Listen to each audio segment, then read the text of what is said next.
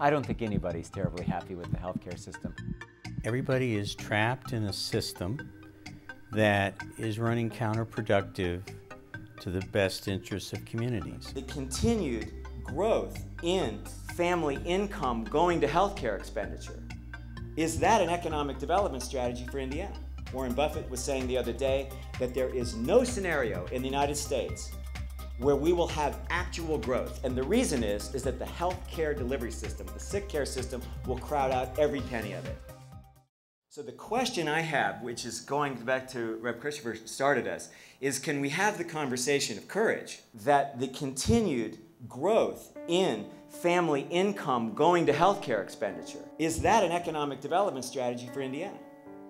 At the level of creating health, there's no question that starts at the community level. So the kind of collaborations that exist across the state of Indiana that are working with business and government and nonprofit, faith leaders, hospitals, health departments, to improve health and the determinants of health, that's really where this needs to belong. So I think what we can do at the federal government level and also at the state level is to build on the collaborations that have been started and have local trust and cohesion and efficacy. These are the determinants of health. So any conversation we want to have about containing costs, reducing the demand on the delivery system, and improving the health of the economy, we have to invest in these items, right? That's where health comes from. And we can't do it by ourselves in the healthcare delivery system. That's why we need partnership.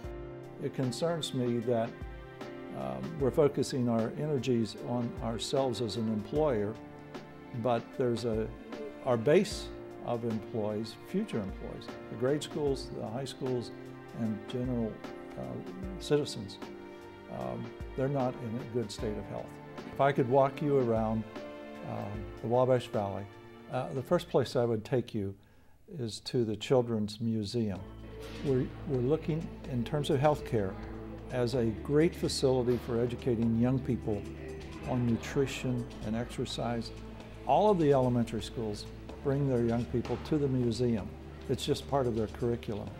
I would take you to Maple Center. Maple Center is a nonprofit that has adopted Coronary Health Improvement Project as a tremendous education facility for having adults change their direction. I would take you to elementary schools, take you to the few that have trails, and to see the number of young people that are walking 50, 75, 100, 125 miles during the school year, and look at the schools that are not, and to see the value that that could bring to a better perspective on health and fitness. If I walked you around Bartholomew County today, I'd want to show you our Volunteers in Medicine Clinic, which provides free health care for the uninsured, thanks to the generous time donations of volunteer physicians and nurses. I'd want to show you our new bike lanes. Columbus finally has bike lanes so that people can use their feet or their bicycle to get around and not always have to get in their car. Our schools have a tasting program so that young children are exposed to kiwi and cauliflower and some of those things at an early age before they've decided they don't like them.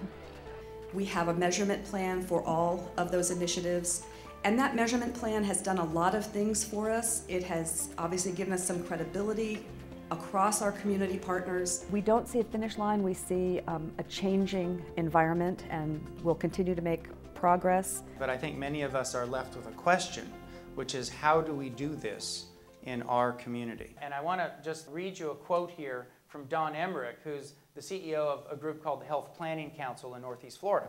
And here's her quote: "We realized that there was no way our institutions individually could address the complicated interdependent health, economic, transportation, education, and environmental issues that we're facing. We had no choice but to engage in cooperation and cooperation." And this is the point. She's working with hospitals that, in some cases, would not get in the same room with each other. They compete fiercely on one level. So we're in this together. There's a lot of power when you start pulling all of those organizations together. You want the best data you can get, take a good visual look at the problem and how it's trending. Then you want to look at evidence-based solutions around the country, and then form working groups and really get the calories moving on evidence-based activities that are known to work.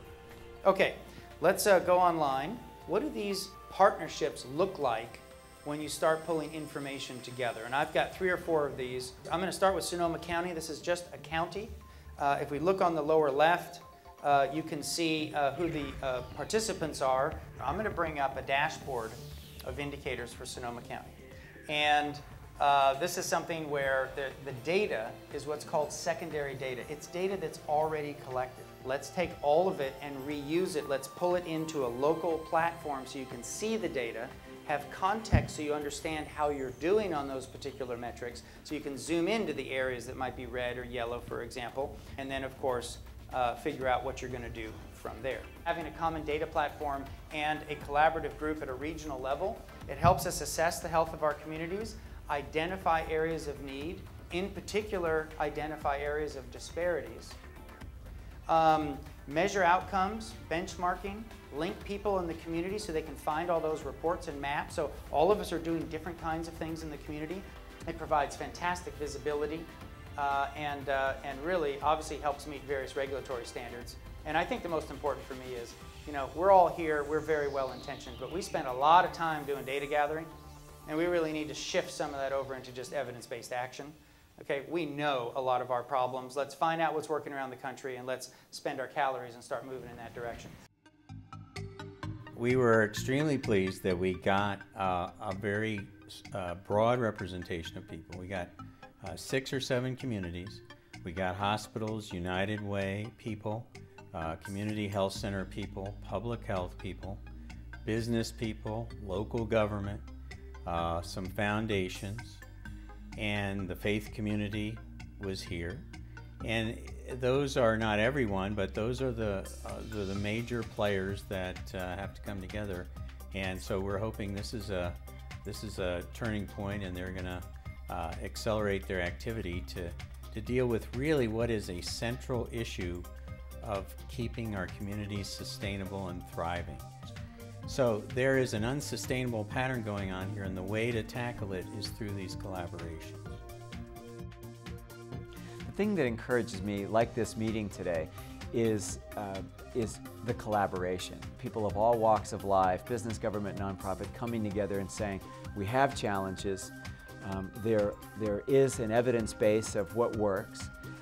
We're building a sense of how to reallocate resources towards what creates health in the first place, and I'm seeing the development of community will, of political will, a courage to do what we know we must do, even though it will create some change. So I'm very heartened by these kind of partnerships that exist on the ground in the communities across the state that are tackling the issues head on, coming up with good solutions, innovating, and are starting to make a tangible difference. And that's the story we need to be telling.